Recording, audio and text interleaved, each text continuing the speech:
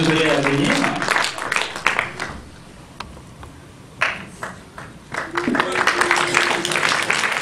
Merci. Je demande d'accueillir tout particulièrement Madame Claude Bistel.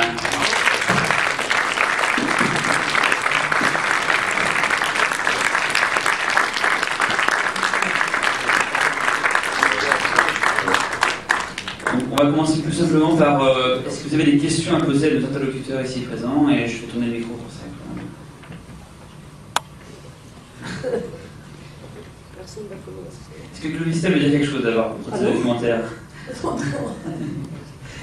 Ah bah je vais dire oui, je vais faire une petite correction sur le film, l'histoire du photo rouge. Oui, oui. Bon, dans le film, Jean-Yves Mitton est interviewé et il dit que nous avions changé le costume de Captain America parce qu'il représentait le drapeau américain. En fait, ça, c'est pas vrai. Par contre, il y avait un épisode des Fantastiques qui se passait sur la Lune et ça s'appelait Le Fantôme Rouge. Donc, il se bagarrait sur la Lune avec le fantôme rouge qui représentait les Soviétiques. Et nous nous sommes dit, ça quand même, on ne peut pas publier ça en France. Il y a 20% des gens qui votent communistes. C'est tellement simplet et enfantin, donc on n'a pas publié cet épisode. Et en plus de ça, les hommes de main, entre guillemets, du fantôme rouge, c'était des singes. Ah oui, c'était des singes. Donc, vous imaginez le rapport qu'on pouvait faire. Que vous pouvez nous parler un petit peu, Claude, de la traversée du désert que vous avez suivi, enfin, vécu à l'époque, la traversée du désert que vous avez vécu à l'époque par rapport au. En fait, vous étiez fustigé pour tout ce que vous faisiez, et que maintenant le renouveau des super-héros fait que c'est un petit peu de vos moqueurs et que voilà. Oui, parce que je peux dire que quand même, nous nous sommes beaucoup battus et que moi, ça m'a. Comment dirais-je si vous voulez, j'ai été ennuyée pendant toute ma vie professionnelle par cela, parce que quand on vous dit que vous démoralisez la jeunesse, etc., et de voir maintenant que des gens qui ont connu ces super-héros à l'époque, il faut dire que Strange ou Spécial Strange ont vendu 135 000 exemplaires. Donc c'était pour l'époque des grosses ventes. Donc je pense qu'il y a toute une génération qui a connu ces personnages, et de voir maintenant que ces gens parfois me disent, écoutez, vous nous avez apporté beaucoup de choses, la fantaisie, le rêve, je vous remercie pour cela. Eh bien j'avoue que ça justifie quand même cette vie professionnelle très longue.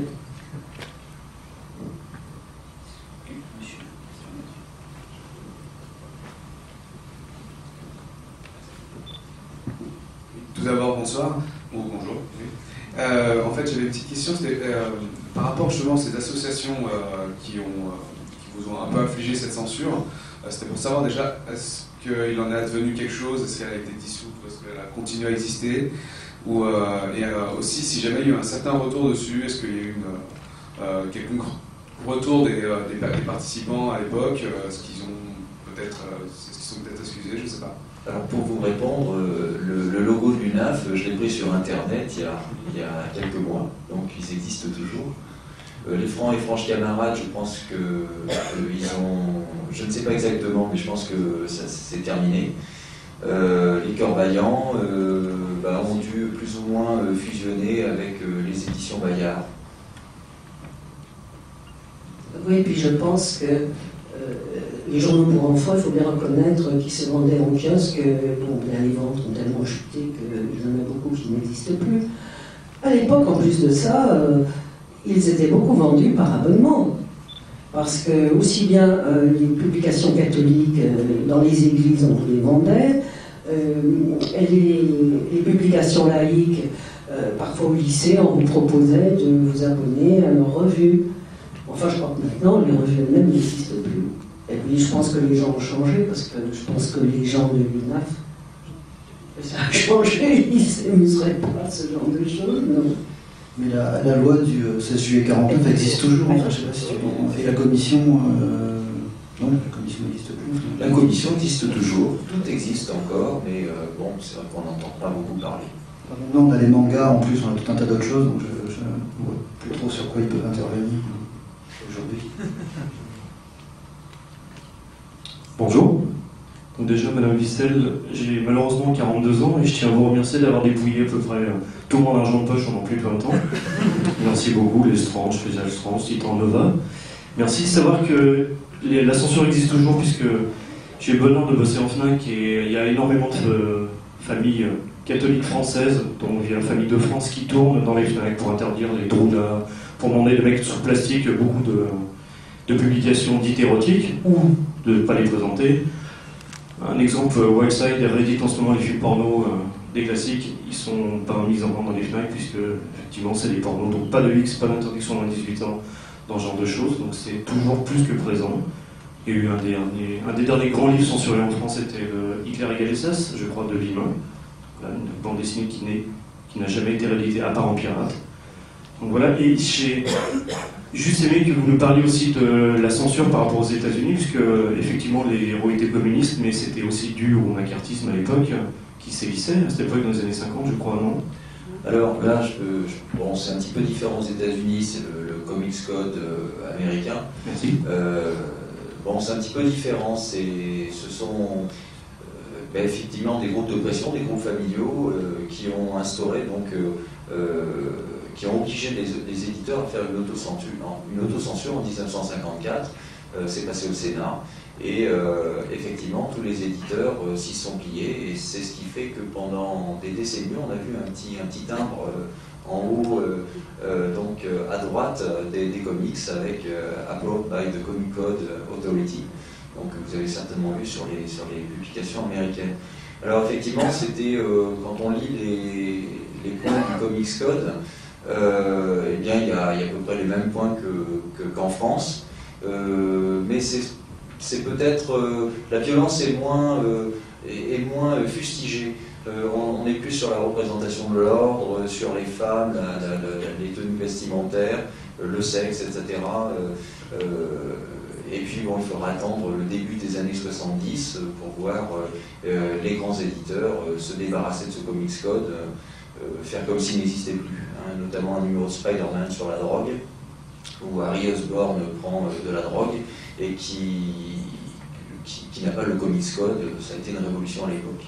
Voilà, et depuis, il n'y a plus de Comics Code. Par contre, il y a toujours une autocensure éditoriale qui fait que certains comics sont marqués pour adultes, for mature readers, et donc c'est une sorte aussi d'autocensure qui existe toujours. Mais si vous voulez, nous on voulait se concentrer sur la France. Le sujet de la censure aux États-Unis est assez bien connu dans les comic books. Il y a eu au moins un film qui s'appelle Comic Book Confidential, il me semble, et qui traite de ça et qui en traite. Un magnifique documentaire. Oui, magnifique documentaire, notamment sur la plus belle firme des années 50 qui était les EC Comics, hein, qui ont été tués par la censure justement. Merci. Moi j'ai une question à poser à Mme Distel. Savoir si vous êtes fétichiste et si vous possédez des exemplaires rares en fait de Marvel, Strange, ou alors si c'était vraiment professionnel et alimentaire ce que vous faisiez. Si vous avez Marvel 14.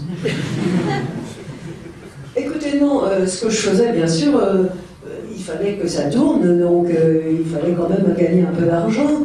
Mais moi j'aimais bien les super-héros, puisque j'en ai traduit moi-même, mais je ne possède pas de pièces rares, parce que comme vous disiez dans le film, ou quelqu'un d'autre, il y a 30 ans de documents multipliés par peut-être 20 titres, vous pensez bien qu'il me faudrait un local énorme, donc je n'ai rien, j'ai même pas le Fantasque numéro 1, j'ai pas le Strange numéro 1, et j'ai pas le Marvel 14.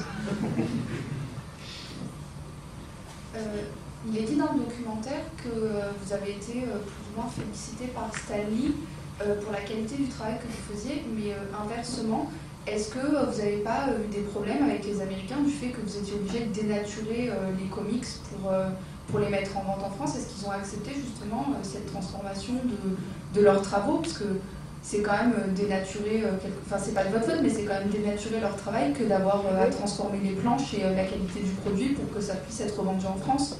Oui. Dans quelle mesure ils l'ont accepté? Je suis tout à fait de votre avis, mais pour eux comme pour nous, c'est une question de vie et de mort. Eux, ce qu'ils voulaient, c'est que leur matériel soit publié en France. Donc là, ça n'a jamais posé de problème. Ce qui a posé de problème, c'est qu'ils étaient très à cheval sur leurs droits. Donc, par exemple, on avait pris le titre Strange parce que sans publier Dr Strange, il a fallu leur expliquer. Marvel, à une époque, ils voulaient qu'on enlève le titre Marvel parce que Marvel, c'était leur production, c'était le nom de leur société. Mais pour la censure, non, qu'est-ce que vous voulez? Quand on leur a dit on vient de nous arrêter, on vient de nous condamner Marvel, donc on arrête. Autant que je me souviens, on a dit on arrête tout, reprenez notre matériel. Et puis quand même, quelques jours après, je me suis dit non, il y a des histoires qu'il faut garder, c'est l'araignée, elle est fantastique. Donc les fantastiques, on verra bien ce qu'on en fait, mais il faut les garder. Voilà. Bonjour, d'abord merci beaucoup pour tout votre très beau travail. C'est une petite question concernant la traduction. Le film insistait beaucoup sur l'autocensure concernant le dessin de vos éditions. Est-ce que les traducteurs étaient amenés de même à transformer le texte de façon à atténuer un petit peu certains dialogues ou commentaires? Voilà, je suis bien curieux parce que je crois avoir posé cette question dans le courrier des lecteurs de Nova en 1982 ou 83. Et je me souviens plus ce que vous aviez répondu à l'époque. Et c'est peut-être l'occasion de reposer la question. Écoutez, je pense que pour le langage, bon, c'est sûr que si c'était très violent, peut-être qu'on édulcorait un peu, qu'on ne traduisait pas exactement, mais enfin, je pense qu'en gros, c'était... On respectait. Hein. Je ne sais pas plus quoi vous dire là-dessus. Je pense qu'on respectait, il fallait vraiment que ce soit trop... Vous savez, il y a eu des épisodes, en particulier avec Wolverine Serval, où il y avait, à une époque, les Américains, bon, leur scénario était très d'actualité. Donc, s'il y avait des trucs, si la violence enfantine, hein, le viol d'enfants, des choses comme ça, étaient, je dirais pas, étaient dans l'actualité, eh ben, ça influençait leur scénario. Moi, j'avoue que j'ai dû supprimer un épisode parce qu'apparemment, il y avait un enfant qui avait été violé par son père ou par son voisin. Il faut se reporter à cette époque. Et moi, j'avais dit à Marvel, écoutez, ça, on ne le prend pas parce que franchement, je suis très choquée, etc. Également sur la drogue, tout ce qui est épisode mentionnant la drogue. Je me souviens d'un épisode de Spectacular Spider-Man, Peter Parker de Spectacular Spider-Man, dans lequel Peter Parker rentre chez lui et trouve sa concierge en train de chasser des junkies qui étaient en train de se shooter dans le hall d'entrée. Et donc, ça c'était la version US, et la version dans Nova, eh bien, en fin de compte, c'était des jeunes qui avaient laissé un petit peu de désordre dans le hall, et on voyait un balai à la place des restes de seringues dans la case, et donc les textes avaient suivi. Bon, ce qui se comprend aussi en fonction de cette époque. Une question pour Claude. Et apparemment, les super-héros, à l'époque, vous aviez le choix, vous avez choisi certains types de super-héros plutôt que d'autres. Qu'est-ce qui motivait vos choix? Vous savez, tout au début, donc nous, je vois d'après l'historique que vous faites, on a commencé à publier à peu près 6 ans après Marvel, hein, donc il y avait moins de personnages, après il y a eu une inflation de personnages, donc on a pris les premiers, et puis ceux qui étaient dans l'encyclopédie de la bande dessinée, à savoir Spider-Man, les Fantastiques, et puis le Silver Surfer. Et puis après, quand on a sorti Marvel aussi, donc il nous fallait plus d'histoire, et bon, on a choisi ce qui était moins violent, bien sûr. Au début, Daredevil, ça a beaucoup changé après, mais Daredevil n'était pas violent, et puis les X-Men, bon, Aussi au début on l'a pris, après ça a évolué, mais je trouve que c'était une des meilleures histoires. Donc il y a des histoires qui nous intéressaient pas. Doctor Strange, j'ai jamais aimé beaucoup. Qu'est-ce qu'il y avait oui, Hulk, alors on s'est dit avec tout ce qu'on a eu, Hulk monstrueux en vert, ça c'est pas la peine d'essayer. Et c'est Aridit qui l'a pris. Alors moi j'ai une question parce que c'est quelque chose qui à mon avis va intéresser les gens. Les gens qui sont passés par votre atelier de retouche, cet atelier de retouche qui a commencé réellement en 71, 72, à partir du moment où Marvel s'est arrêté, un petit peu avant avec les Italiens. Il y a des gens quand même très, très célèbres. Ah oui. Écoutez, je pense que c'est vrai que pour l'atelier, travailler là-dessus, c'était parfois très ingrat. Mais enfin, il y a des gens qui ont appris leur métier et qui ont appris à dessiner n'importe quoi, mais pas dans le sens de n'importe quoi, mais dessiner tout. En particulier Jean-Yves Mitton et Cyrus Tota, qui continuent une carrière brillante. Ils sont restés dans la bande dessinée. Alors je vais parler aussi de M. Perrin, que vous appelez comment déjà? Riedman. Strange, Riedman. Oui, Riedman, qui a passé quelques mois, je crois, chez nous. Et il y en a d'autres dont malheureusement je n'ai aucune nouvelle. Il y avait un garçon qui s'appelait Christian Boussal, qui a fait quelques couvertures et qui dessinait très bien. Et puis il y a beaucoup de gens de l'atelier Luc qui sont malheureusement morts. Hein. Le temps passe. Et une chose qui me semble aussi très très intéressante, c'est l'approche de vos couvertures. L'approche de vos couvertures, quand on pense à Strange, quand on pense à toutes les publications Luc, tout le monde a en tête ces couvertures réalistes peintes de Jean Frisano et ensuite Thomas Frisano, son fils, qui préfigurent énormément Alex Ross, pour ceux qui connaissent, hein, qui fait du super-héros réaliste aujourd'hui. Et cette approche-là, elle est née d'une nécessité de faire du réalisme. Écoutez, on a trouvé au début, de même que les comics américains étaient mal imprimés, hein, on a trouvé aussi leur couverture par rapport à ce qui se faisait en France. Elles étaient morcelées avec des ballons, avec des onomatopées. Alors on s'est dit non, ça va pas plaire, on a trouvé que c'était pas beau, donc on les a refaites. Et on a pris quand même des couvertures originales, hein, mais on enlevait ces ballons et tout cela.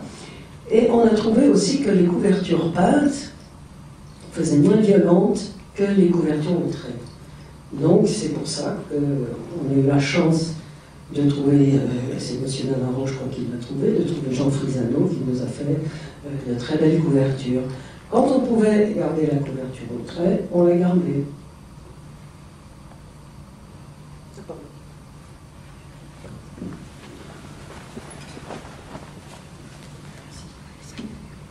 Bonjour à tous et félicitations encore une fois. Merci beaucoup Mme Distel. Je vais poser une question. Vous avez parlé tout à l'heure de Marvel. Vous disiez que Marvel n'est pas apprécié que vous utilisiez le titre Marvel. Après la cessation de Marvel, il y a eu un Marvel spécial qui est en préparation. Vous en rappelez ou pas? Sur la couverture, c'est la couverture de Strange numéro 23. Et est-ce que c'est pour ça que vous avez abandonné le projet en 1973? Non, c'est pas du tout à cause de ça. Non, Marvel a simplement tiqué qu'on utilise le nom de sa société, si vous voulez, pour faire une revue. J'avais dit Larvieux est lancé, etc. Et puis... Ce que je veux dire, c'est que 2 ans après, vous avez voulu lancer une série qui s'appelait Marvel Spécial, avec Daredevil en couverture. Et la couverture a été réutilisée, c'était une couverture de Jean Frisano, a été réutilisée pour le Strange numéro 23. Et est-ce que vous avez une idée, est-ce que vous vous rappelez pourquoi est-ce que cette couverture, pourquoi est-ce que le titre a été abandonné?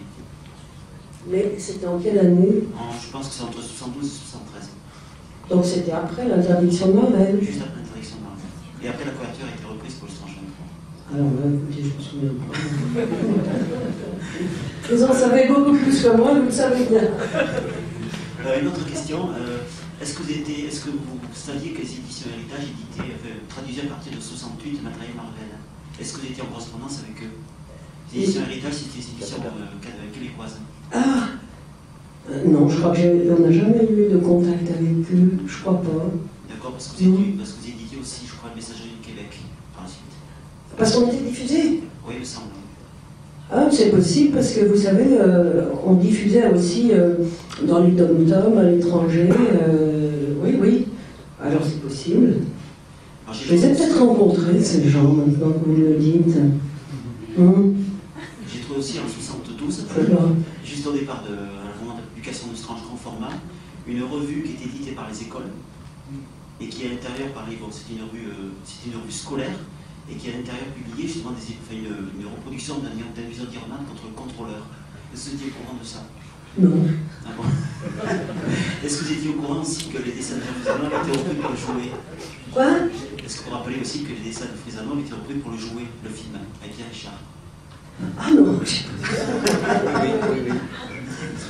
Est-ce que vous aviez l'autorisation? Est-ce qu'ils avaient l'autorisation de reprendre les dessins? Ah bah ils ont rien demandé. Merci beaucoup. Enfin, ça nous faisait de la publicité. Peut-être que vous pourriez nous parler, Madame Gisèle, de votre rencontre avec Martin Goodman, l'éditeur américain des Marvel Comics, Red Circle d'abord, les pulps américains, et ensuite les Marvel Comics. Vous l'avez rencontré pour faire Monsieur Goodman. La société, oui, et Stanley aussi. Oui. Oui, je suis allée aux États-Unis au début. Nous avions déjà commencé avec Marvel. Et donc, je suis allée voir M. Goodman, qui était le PDG de la société, son créateur, et qui s'en occupait plus beaucoup, c'était son fils plutôt qui s'en occupait, et qui était très élégant, qui allait jouer au golf en pantalon blanc, etc. Et puis j'ai rencontré donc aussi Stanley, et je crois que c'est là qu'il a dit, ah non, ça il a écrit, non, je crois qu'il a dit qu'il trouvait qu'on faisait un très bon travail en France. Et puis, ensuite, j'ai revu M. Goodman, sa femme, qui faisait un voyage en France et qui allait chez des grands chefs cuisiniers.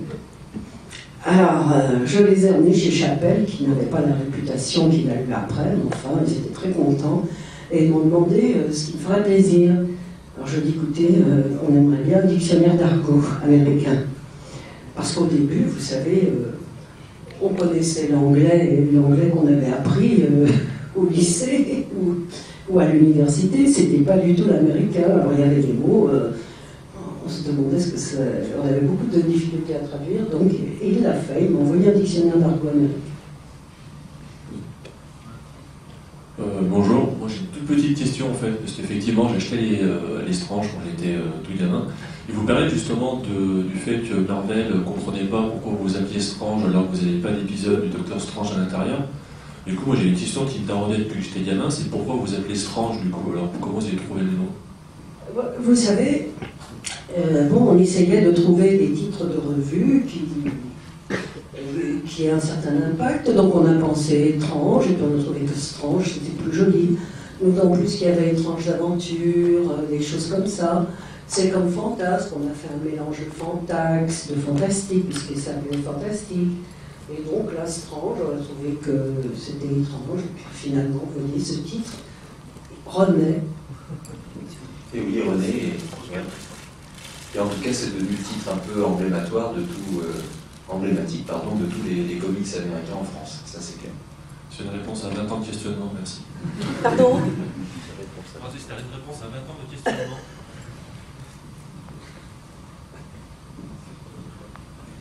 Bonjour. Alors, je voudrais revenir sur le sujet de la censure. Je voulais vous poser une question pour savoir si vous pouviez confirmer quelque chose que j'avais lu. C'est que la loi de 49 sur les publications destinées à la jeunesse avait été modifiée pour concerner les publications dangereuses pour la jeunesse, afin de pouvoir servir pour censurer des publications qui n'étaient pas spécifiquement destinées aux jeunes. Par exemple, Harakiri. Je voulais savoir si c'était vrai, et si c'était vrai, est-ce que ça a influencé sur votre travail ou sur celui de vos collègues qui pouvaient diffuser des bandes dessinées pour adultes, par exemple?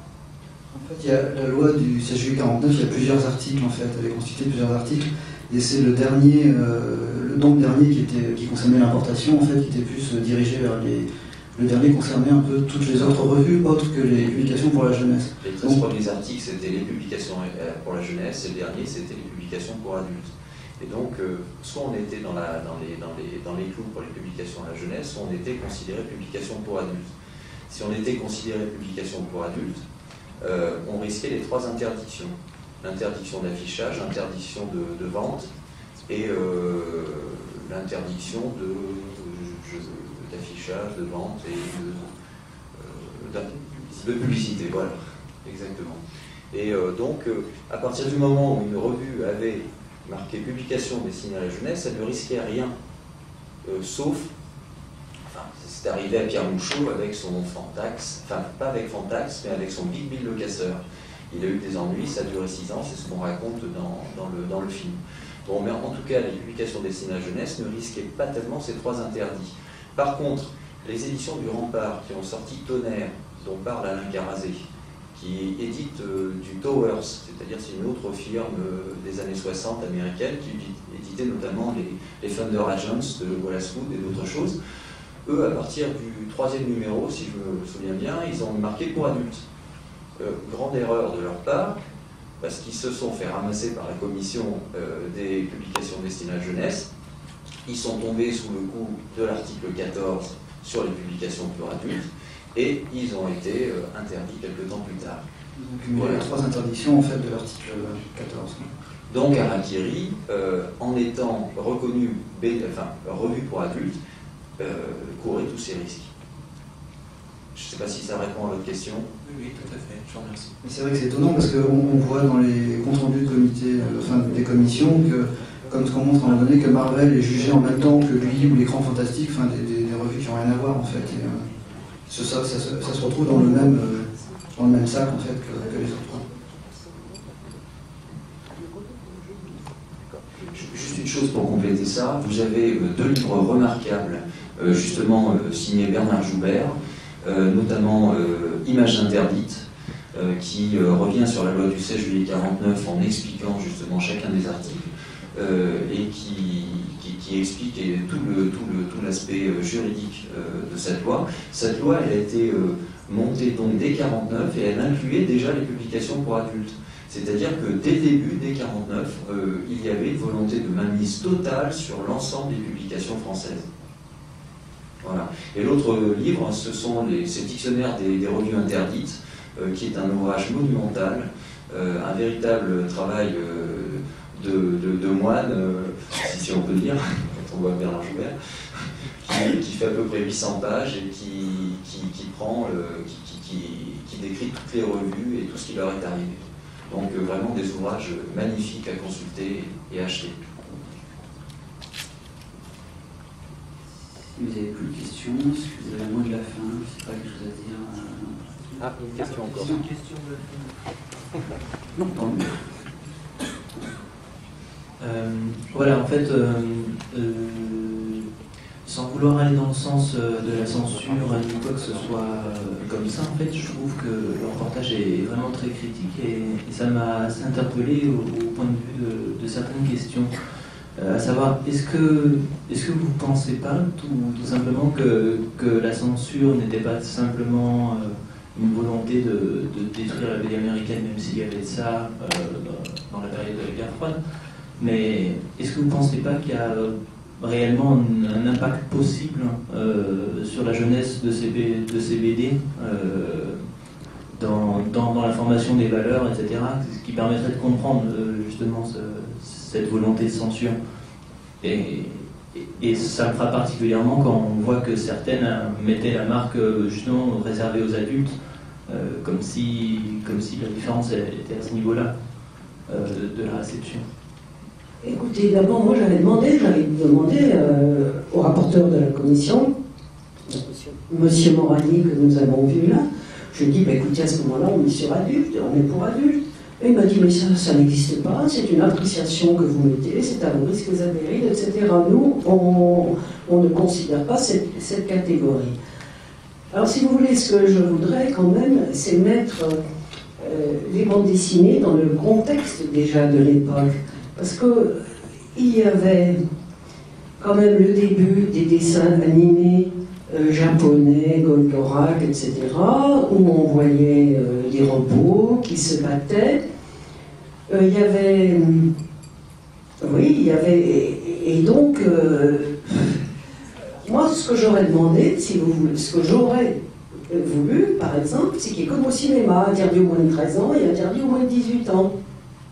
Voilà, là, au moins, les choses étaient claires. Donc, entre 13 et 18 ans, parce qu'à l'époque, les mineurs, oui, c'est jusqu'en 68. Quand est-ce que la minorité est passée à 18 ans? Oui, à l'époque, c'était 21 ans, la minorité. Hein? Il me semble. Oui, oui, oui. Alors, vous voyez, c'était quand même notre clientèle, hein, ça. Alors, il y avait bien des choses quand même aussi violentes à la télévision, et chaque fois c'était un argument en disant mais regardez ce qui se passe dans les dessins animés. Bon, ensuite il y a eu la vidéo, et puis bon maintenant c'est sûr que c'est complètement dépassé. Hein. Je pense aussi qu'il y avait de la concurrence, il y avait aussi des groupes de pression, comme le dit le film, c'est-à-dire on avait comme concurrents la presse communiste, la presse laïque, la presse catholique, c'était finalement, tout le monde était un peu partie prenante. Hein.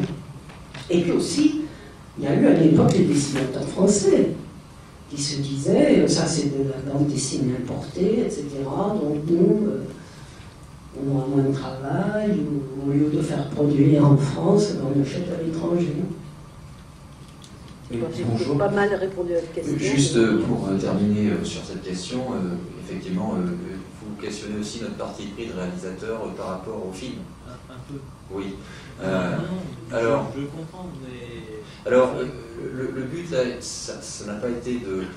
on vous laisse libre de penser ce que vous voulez. C'est-à-dire, on voulait absolument donner le contexte politique, social de l'époque qui a expliqué cette censure. Maintenant, savoir si la censure dans notre pays est nécessaire ou pas, c'est toujours un peu le serpent qui se mord la queue. L'art est une représentation de la société, si l'art est violent, la société l'est donc, mais peut-être aussi que la représentation artistique peut générer des formes de violence. Donc, moi je ne suis pas suffisant, on peut faire, c'est un débat philosophique après, qui est un peu étrange dans le cadre de l'étrange festival, mais malgré tout, qui serait intéressant qu'on se pose. Mais je pense que mais c'est un autre débat. Disons que là, on voulait vraiment expliquer. Tout simplement, si je peux me justifier, c'est que aider à annoncer un débat après sur la censure, justement, donc je m'étais un peu posé des questions par rapport à ça, mais d'accord. Mais peut-être oui, peut-être que... Ça répond à votre question. Mais oui, ça... D'accord. Merci beaucoup. Oui, bonjour, j'avais une question sur les concurrents, notamment les magazines brûlants qui faisaient des revues de guerre, donc notamment le Sergent Rock ou le Soldat Inconnu par Joe Kubert, qui était quand même assez violent, et je voulais savoir si ces ouvrages ont aussi reconnu la censure ou pas du tout. Ils étaient marqués publication pour adultes. Donc ils se mettaient d'emblée dans la catégorie à la merci des 3 interdictions, ce que Madame Vistel n'a pas fait avec Marvel, en refusant et en sabrant son titre. Et est-ce qu'ils ont été interdits ou ils ont pu continuer Brûlant, alors je ne veux pas dire de bêtises, il y a des spécialistes de la Reddit, mais Brûlant a continué, je crois, jusque dans les années 80, et il me semble que les derniers numéros, comme les Eclipso, les Étranges Aventures, n'étaient plus pour adultes. Hein, dans les années 80. Moi, je me souviens avoir acheté ça jusqu'en 82. Mais après, peut-être qu'un spécialiste pourra... Non, il n'y a personne... Enfin, il me semble que les derniers numéros n'étaient plus pour adultes. Hein, de l'Inattendu, Eclipso, Étrange Aventure, toutes les publications à Reddit. Au moment où ils ont rouvert, ils se sont mis à faire des bandes dessinées en couleur. La collection Artimacolor, c'est dans les années 80, il me semble. Et donc à ce moment-là, toutes les interdictions, enfin toutes les mentions pour adultes ont disparu. Je m'en souviens précisément parce que je les achetais en cachette et j'étais obligé de les rayer au feutre. Et du coup, excusez-moi, pour les distributeurs, donc il fallait absolument que ce soit des adultes qui les achètent, mais on pouvait tranquillement les acheter, les marchands de journaux ne faisaient pas attention en fait. On prenait une grosse voix. Non. Disons que ça passait. J'ai même essayé avec quelques LI France, c'est passé aussi. Bonjour, j'aurais aimé savoir quel était le coût économique en fait du des retouches que vous faisiez, et si vous réussissiez à avoir un rabais sur certaines séries, sachant que vous alliez les retoucher. Parce que par exemple dans les années 80, vous avez sorti une série qui s'appelait Power Pack, où il y avait plein de petits lézards avec des dents pointues, et vous avez gommé toutes les dents pointues pour en faire des dents carrées. Comme pour The Eternal. Et vous saviez, je pense, avant de l'acheter, qu'il y aurait des lézards pendant toute la... Non, si vous voulez, c'était notre responsabilité. Hein. Si on travaillait sur les pages, c'était de notre faute. Donc il n'avait pas question de nous faire un rappel. Il n'y a qu'à pas prendre des histoires, comme vous dites. Et donc, oui, on a travaillé en atelier qui comprenait, je crois, 6 ou 7 personnes. Et d'ailleurs, quand Scénic a repris, eh bien, peu à peu, l'atelier, ils n'ont pas eu d'ennui apparemment avec la censure, et puis voilà, et puis les gens, ils les ont licenciés, quoi. Mais ouais, ça coûtait le salaire on faisait d'autres choses quand les couvertures, on faisait les publicités pour nos propres publications. Mais c'est sûr que ça coûtait de l'argent. En tout cas, merci de nous avoir prêté, la revue Skers nous a prêté il y a quelques minutes des exemplaires donc, des éditions Luc, des comics américains, avec les pré-retouches, où on voit donc les annotations sur les pages de comic book américains. Si des spectateurs sont intéressés, on pourra vous les montrer à l'issue de ce débat.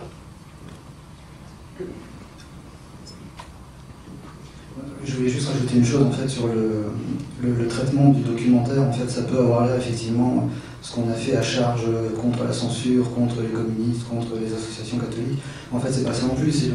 Ce sont les propos de toute façon de nos intervenants. Donc, c'est des choses qui sont avérées. Après, les associations catholiques, c'est un peu plus embêtant quand elles censurent un film comme le film de Martin Scorsese et qu'elles vont foutre le fun, c'est le cinéma par exemple. Là, c'est un peu plus embêtant. Mais voilà, enfin, on n'a pas voulu faire un truc à charge non plus là-dessus, c'était le contexte de l'époque. Après, il y a un choix aussi qui est à la fin du documentaire, enfin surtout dans la version 52, ce qui n'est pas le cas dans la 26, c'est de finir sur Pierre Morelli, qui c'est juste une bataille qui a été perdue. Parce qu'aujourd'hui, on voit bien tout ce qui a été possible, on voit bien que les super-héros ont gagné, enfin Marvel a gagné, ils sont partout, et c'est vrai que finir sur lui qui dit « Nous espérons que la presse enfantine sera améliorée que ça », bon, c'est un clin d'œil, c'est un côté un petit peu humoristique entre guillemets. Mais voilà, c'est une histoire de contexte en fait, et nous on n'a pas cherché à attaquer quelqu'un en particulier non plus, quoi. Et d'ailleurs, comme le dit Dionnet, par rapport aux communistes, c'est tout à fait compréhensible aussi, que c'était de toute façon le capitalisme américain, les super-héros, enfin ça, on peut pas le nier, c'était quand même super mis en évidence, quoi. Et c'est quand même un personnage ultra patriotique. Et c'est même un contexte, on va dire, un peu générationnel, parce que les décideurs politiques de l'après-guerre sont les parents du baby-boom. Et leurs enfants sont bien sûr en révolte contre eux. Et pour être en révolte contre eux, qu'est-ce qu'il faut lire? Il faut lire des comic books américains, il faut aimer le rock'n'roll et il faut user de substances illicites. Donc Strange arrive en 1970 en France, comme cette génération de teenagers issus justement des Pierre Morelli et autres décideurs de l'après-guerre. Donc on voit qu'il y a aussi un contexte générationnel qui a favorisé l'implantation de ces bandes dessinées américaines. Et puis en même temps, il y a aussi l'arrivée du rock'n'roll, enfin tout ça, c'est la délinquance, c'est pas dû uniquement, enfin les blousons noirs, etc. C'est évidemment pas dû qu'aux bandes dessinées. Juste avant de clore ce débat, juste Xavier qui vous a remis à tous une revue Skers qui peut parler de ça en fait, parce qu'on aimerait lui rendre une petite tribune pour ça. Merci. Donc je suis le président de l'association Saga, donc, qui édite le fanzine Skers que Claude Fistel connaît très bien parce qu'elle le recevait avec appréhension dans les locaux de l'UG, puisque notre association est une association de promotion de la bande dessinée américaine. Et comme tous les fans hardcore de quelque chose, nous lisions principalement les bandes dessinées américaines originales. Et donc quand on découvrait les versions françaises, on n'était pas bien content. Donc on le faisait savoir dans les pages de notre fanzine. Et donc je sais que Claude, quand il recevait le magazine, c'était toujours un moment d'appréhension. Qu'est-ce qu'ils vont dire méchant sur le... Mais en même temps, c'est elle qui nous a fait découvrir la bande dessinée américaine. Sans elle, forcément, on n'aurait jamais développé cette passion. Donc je voulais la remercier et m'excuser si pendant les premières années on a été un petit peu Mais dur. on vous a fait vivre hein, quand même. Oui. C'est pour ça que vous existez encore. C'est grâce à nous. Justement, notre revue donc, qui est trimestrielle a très bien fonctionné jusqu'au début des années 2000. C'est une revue qui demande énormément de travail, donc il y a eu des présidents successifs, elle existe depuis 28 ans maintenant. Entre les années 2000 et 2008, on a eu une parution qui a été assez erratique. Moi j'ai repris les rênes de la revue il y a 1 an et demi maintenant, parce qu'il y a encore énormément de choses à faire connaître de la bande dessinée américaine qui ne sont pas traduites en français. Donc nous avons relancé le magazine avec on en sort 3 numéros par an maintenant.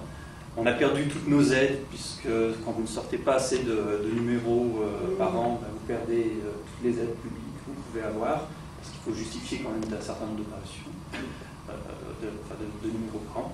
Donc si vous voulez nous soutenir, c'est très simple. On vous a donné gratuitement un numéro de la revue. C'est pas le dernier, hein. On en a encore sorti 2 autres depuis. Vous avez toutes les coordonnées donc de la revue à l'intérieur. Donc vous pouvez nous envoyer un mail pour nous dire ce que vous pensez de la revue. C'est une revue participative. Hein. Toutes les personnes sont bénévoles, personne n'est payé. Et voilà, donc si vous voulez nous soutenir, vous savez, vous pouvez vous abonner. Voilà. Et on est présent à chaque fois au Festival d'Angoulême et au Festival aux Alentours. Merci. Tu joues ici, Philippe, le mot de la fin. Je voulais juste ajouter que là vous avez vu la version 52 minutes donc, et la chaîne câblée Sci-Fi nous a acheté la version 26 minutes qui est diffusée le 28 avril à 22h48, un truc comme ça, après Superman 3, et donc qui n'est pas le pire des 4, Pas loin. mais presque, et donc voilà, enfin le film passe sur Sci-Fi le 28 avril. La version 52, on l'a envoyée aux chaînes qui nous l'ont demandé et on espère qu'ils la prendront. La version 26 qui passe est un peu remontée, il y a des choses qu'on a changées par rapport à la 26 minutes originale qui était passée à Angoulême et à l'étrange festival à Paris l'an dernier. Et puis vous dire aussi que donc là on va tourner le court-métrage M14 qui est une fiction dont je parlais tout à l'heure, sans doute en juin ou juillet, et que si vous voulez suivre l'évolution de tout ça, il y a le site de Metaluna Productions, donc, ou Silenzio Film, avec un Z à Silenzio et un S à Film. Voilà, M14, ce sera donc une fiction, un polar en noir et blanc, sur le même thème, mais beaucoup plus hard-boiled et film noir. Voilà. Alors, je vais en profiter aussi pour reparler un petit peu de Metaluna Productions qui sort... Excuse-moi, mais juste, ça sera pas gore, M14, j'insiste encore. Et donc Metaluna Productions produit aussi un magazine de cinéma qui s'appelle Metaluna, chose très étonnante, et nous venons de sortir le numéro 6. J'en ai quelques-uns ici, c'est une très belle revue en couleur, tout en couleur, 64 pages couleur, qui est bien sûr consacrée au cinéma genre à travers des grands dossiers sur des grandes thématiques.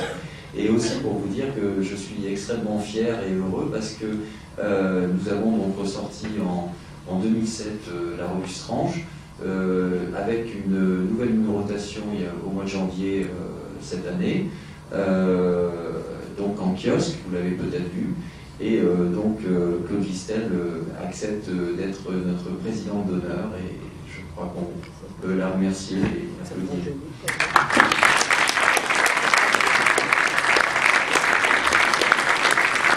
Je voulais remercier de notre côté de Philippe Bourg, Jean de Pellet et surtout Claude Listel. Vous pouvez les applaudir encore une fois. Et on vous laisser particulièrement et on vous retrouve pour les autres du festival, la montagne sacrée juste après, Silence à peine ce soir, et Les Tringleuses, notre film pornographique. Ne pas le louper. Je peux passer derrière ? Ouais.